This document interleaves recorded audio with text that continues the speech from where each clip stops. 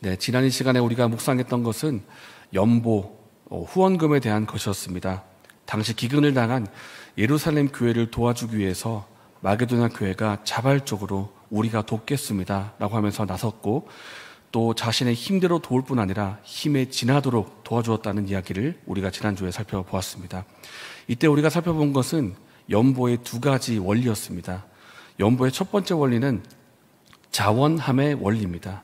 누가 시켜서 하는 것이 아니고 억지로 하는 것이 아니라 내가 하나님의 은혜를 받았다고 하는 은혜의식이 있는 사람이, 내게 은혜가 주어져 있다는 은혜의식이 있는 사람이 또 다른 도움이 필요한 사람에게 은혜를 흘려보내는 것, 이것이 바로 연보의 첫 번째 원리, 자원함이라고 하였습니다. 그리고 두 번째 원리는 있는 것으로 하라는 것입니다.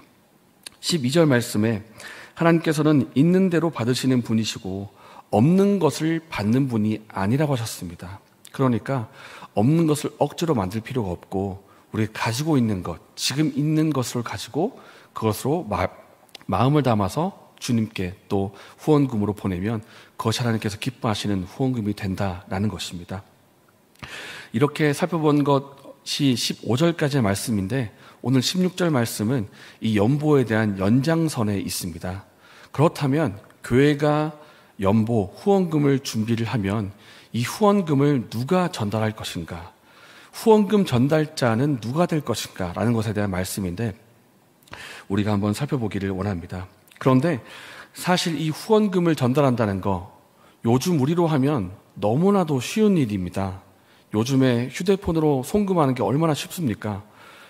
계좌번호 찾고 금액 적고 그 다음에 비밀번호 적고 오케이 누르면 바로 가는 것입니다. 심지어 외국에 있는 사람들한테도 손가락 몇 개만 이렇게 움직이면 바로 보낼 수 있는 것이 후원금인데, 그래서 생각하기를, 이 당시에 후원금을 위한 후원금 전달자가 필요했다고 하면서 좀 의아한 생각이 들 수가 있겠지만은, 그 당시 후원금을 전달하는 이 한 가지가 굉장히 중요한 일이었습니다. 왜냐하면 그 당시에 후원금을 전달한다는 것은 우리가 일주일에 어떤 짧은 시간 동안 아니라 1년 동안에 모아놨던 이 거액의 헌금을 직접 손수 가지고 전달하는 일이었기 때문에 중간에 사고가 나면 안 되는 것입니다. 내가 믿고 맡겼는데 누가 중간에 소위 들고 튀었다, 날랐다 이러면 요즘처럼 GPS도 안 되고 잡을 수도 없습니다. 잡을 리가 없기 때문에 사고가 일어나면 안 되는 것이고, 그리고 이 후원금이라는 것이 단순히 돈이 아니라 그랬습니다. 이 후원금이라는 것은 그 상대방 교회를 향한 마음과 기도가 담겨 있는 것이고, 기도하면서 모아놓았던 그 사랑의 표현이고, 그리고 심지어 이것이 하나의 교제라고도 했습니다. 코이노니아, 교제의 수단이 되는 것이 후원금이고, 심지어 이것을 가지고 하나님의 은혜라고까지 표현을 했습니다. 그러니까 하나님의 은혜를 받은 교회가 은혜가 필요한 곳에 우리가 두 개 있으니까 한 개를 흘려보내는 것, 이것이 하나님의 은혜의 통로가 될 수 있기 때문에 하나님의 은혜라는 말까지 붙어 있는 것이기 때문에 이 후원금을 아무렇게나 보낼 수가 없고, 이 전달할 사람도 굉장히 신중하게 택해가지고 전달해야 되는 그런 상황이 있었던 것입니다. 그래서 이 시간에는 후원금 전달을 위해서 바울이 세운 사람이 있는데, 그 세운 기준이 무엇인가를 살펴볼 것이고, 그리고 이 후원금을 잘 감당했던 그들을 향해서 바울이 어떤 칭찬을 하는지를 우리가 살펴보고 교훈을 받기를 원합니다. 첫 번째는 후원금 전달자를 세우는 기준이 무엇인가 하는 것입니다. 여러분이 만약에 우리 갈매교회 재정 담당자라고 하신다면, 선교 후원금을 직접 전달해야 되는 상황이라면 여러분 누구를 택해서 보내실 것 같습니까? 저라고 한다면 아마 젊은 사람을 택할 것 같고요, 남자 중에서 달리기 빠른 사람 택할 것 같습니다. 왜냐하면 그 당시에는 비행기 이런 거 없으니까 걸어가야 되거나 말을 타고 가야 되는데, 중간에 강도 만나면 빨리 도망가야 되지 않겠습니까? 도망을 가서 뺏기지 말아야 되고, 또 싸움이 일어나더라도 싸워서 이겨야 되니까 힘센 사람, 남자, 건강한 사람, 이렇게 택한 것이 저희 기준이 될 것도 같은데, 근데 사도 바울이 세우는 기준은 저와는 다른, 아주 다른 독특한 기준이 하나가 있습니다.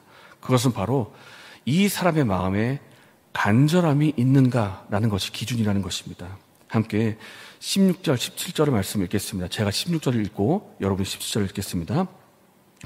너희를 위하여 같은 간절함을 디도의 마음에도 주시는 하나님께 감사하노니 그가 권함을 받고 더욱 간절함으로 자원하여 너에게 나아갔고. 네, 오늘 사도 바울이 헌금 전달자로 디도라는 사람을 소개를 하는데, 여러분 디도 들어보신 적 있지 않습니까?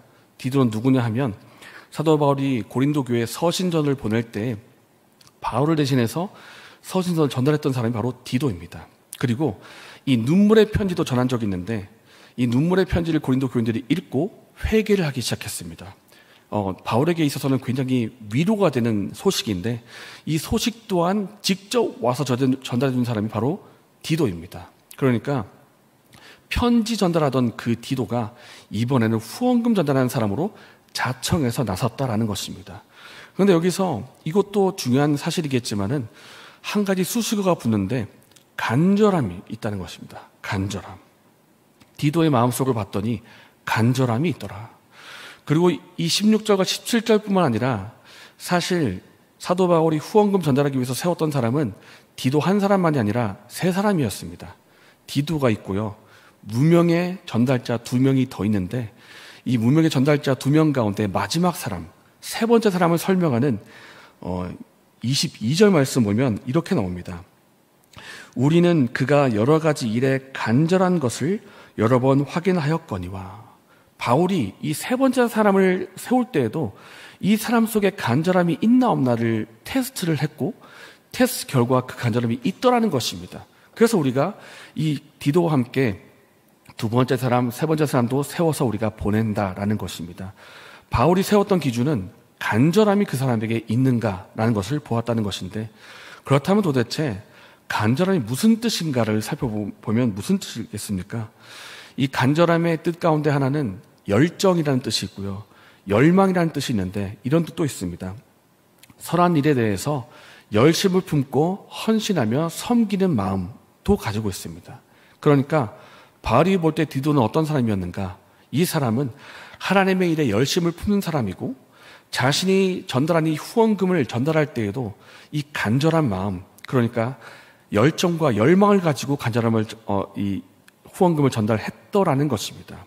단순히 돈을 전달하는 것이 아니라 내가 이 후원금을 전달하는 것을 통해서 예루살렘 교회가 은혜를 입기를 바란다, 정말 실질적인 도움이 되기를 바란다라면서 재정금을 지원하는 사람, 전달하는 사람이었더라는 것입니다.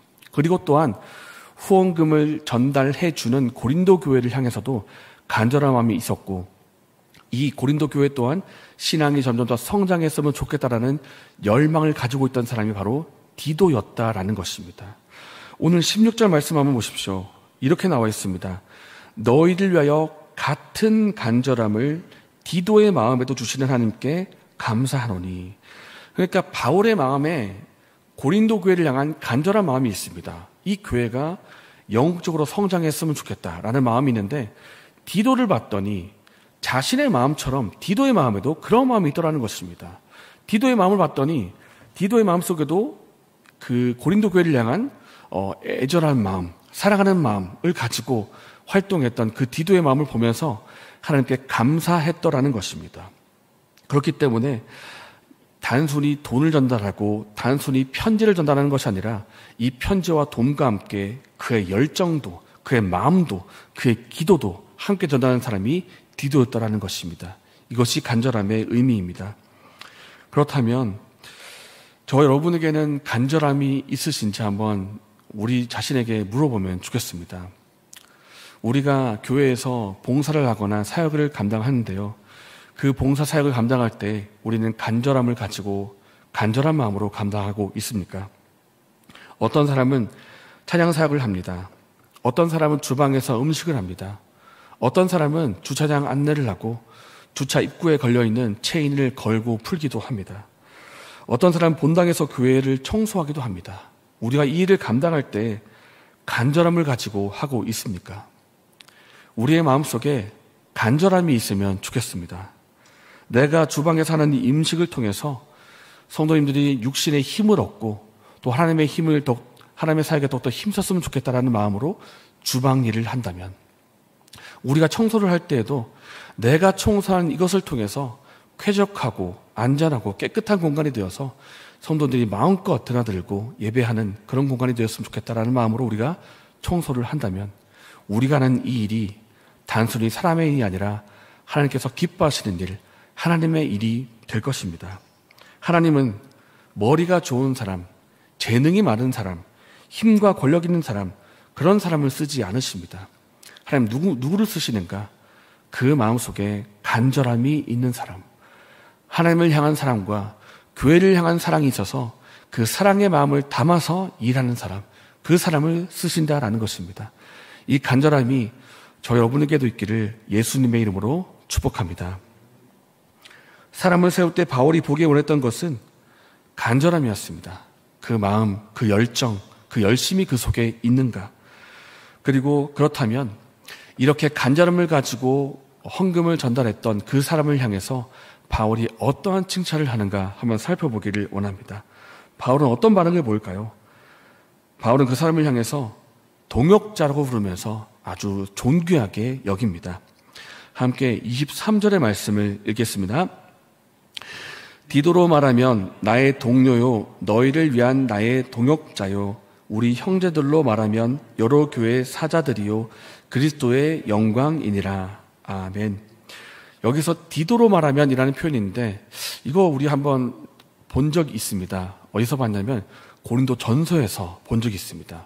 우상의 제물에 대하여는, 처녀에 대하여는, 은사에 대하여는, 이렇게 대하여는이라고 물을 때는 이것이 하나의 질문이라고 했습니다. 사도 바울, 우리 교회 안에 이런 문제가 있는데 우상 제물 이거 먹어도 됩니까 안 됩니까? 이렇게 물었을 때 바울이 답하기를 우상 제물에 대하여는, 이런 것처럼 누군가가 디도에게 물었던 것 같습니다. 사도 바울, 디도는 대체 누굽니까? 대체 이 사람 어떤 사람이길래 우리 교회 와가지고 편지 전달하고 이번에는 후원금도 받으러 온다고 그럽니까?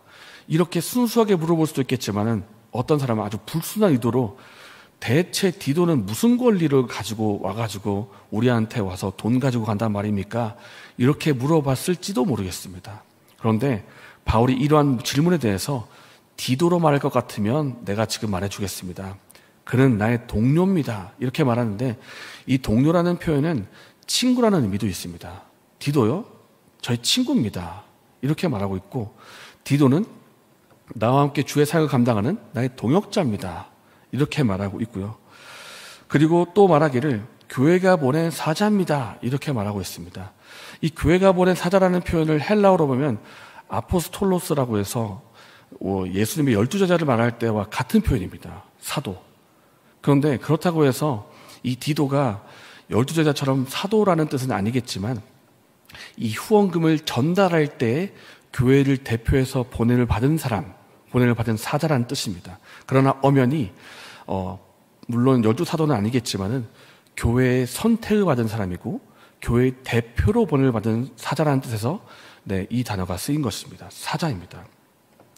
그러니까 바울은 이 디도를 추천하기에 조금도 주저함이 없습니다. 굉장히 자랑스럽게 말하고 있고요. 이 교회를 향한 간절함이 있는 이 사람이야말로 나의 친구이고 나의 동료이고 나와 함께 사역을 감당하는 동역자이고 또 교회의 택함을 받은 교회의 사자이고 이렇게 후원금을 전달할 자가 이 사람밖에 또 누가 있겠습니까? 라고 하면서 굉장히 디도를 자랑스럽게 말하고 있다는 것입니다. 그리고 마지막에 디도를 향한 표현을 한번 보십시오. 이 디도는 그리스도의 영광입니다. 그렇게 말하고 있다는 것입니다. 그리스도의 영광. 바울이 보기에 디도가 얼마나 존귀하게 보이던지 그리스도의 영광이라는 표현을 붙이면서까지 그를 추천하고 있다는 것입니다.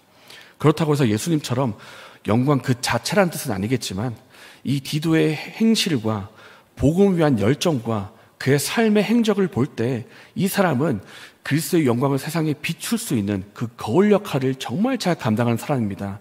이 사람은 그리스도의 영광을 세상에 비출 수 있는 사람입니다. 이 사람은 그리스도의 영광입니다. 라고 하면서 이 사람을 존귀하게 여기면서 그렇게 지켜세우고 있다는 것입니다.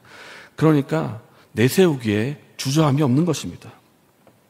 사도 바울이 이렇게 디도를 칭찬하고 지켜세우고 있다면 하나님이 이 디도를 또한 왜 귀하게 여기시지 않겠습니까? 하나님도 역시 그를 향해서 나의 동역자다.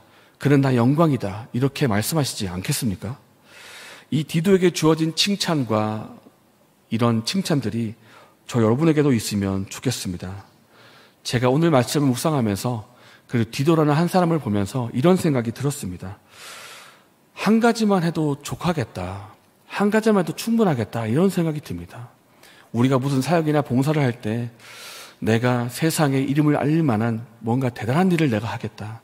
내가 사람들을 놀래킬 만한 화려한 일들을 하겠다. 뭐 이런 계획을 세울 수도 있겠지만 그냥 하나님께서 내게 지금 맡기신 일, 내가 지금 한 가지 할 수 있는 이 일을 그냥 이 일에 주님을 사랑하는 마음으로 정말 주님을 향한 열정과 사랑으로 이 일 한 가지를 감당하면 하나님이 그것을 기뻐하시지 않겠는가 그런 생각이 드는 것입니다. 그렇게 한다면 하나님께서 그 일을 귀하게 여기시고 우리를 칭찬하지 않겠는가 그런 생각이 든다는 것입니다. 오늘 본문에 디도가 한 일, 겉으로만 표현하면 그냥 돈 전달한 것밖에 없습니다. 그냥 돈 받아가지고 다른 교회 전달하고 먼 길을 온 거, 이거 외에는 겉으로 보면 그렇게 한 것밖에 없습니다. 그러나 이 일에 디도가 사랑과 관심을 담고 기도와 열정을 담으니까 그 일이 무슨 일이 됩니까? 하나님의 일이 되고 하나님의 은혜의 통로가 되고 교제가 되고 하나님께서 인정하시고 기뻐하신 일이 되는 것입니다. 이렇게 한 가지 일을 담당했지만 열정을 담고 간절함을 담았던 이 디도를 향해서 하나님이 그렇게 바울이 그렇게 지켜세우고 칭찬하는 그런 칭찬받는 사람이 되었다라는 것입니다. 사랑하는 여러분, 하나님께서 저와 우리에게 맡기시는 일은 무엇입니까? 찬양입니까? 안내입니까? 혹은 눈에 잘 드러나는 보이는 일입니까? 아니면 눈에 잘 드러나지 않는 일입니까? 우리에게 주어진 일이 무엇이든 간에 주님을 사랑하는 마음과 교회를 사랑하는 마음으로 내게 주어진 한 가지 일을 감당하기를 원합니다. 하나님께는 큰 일, 작은 일이 없습니다. 다만 귀한 일이 있을 따름입니다. 하나님께서 저 여러분이 하는 이 봉사 사역을 귀하게 여기시기를 바랍니다. 이러한 칭찬을 받는 은혜가 저 여러분에게 있기를 예수님의 이름으로 축복합니다.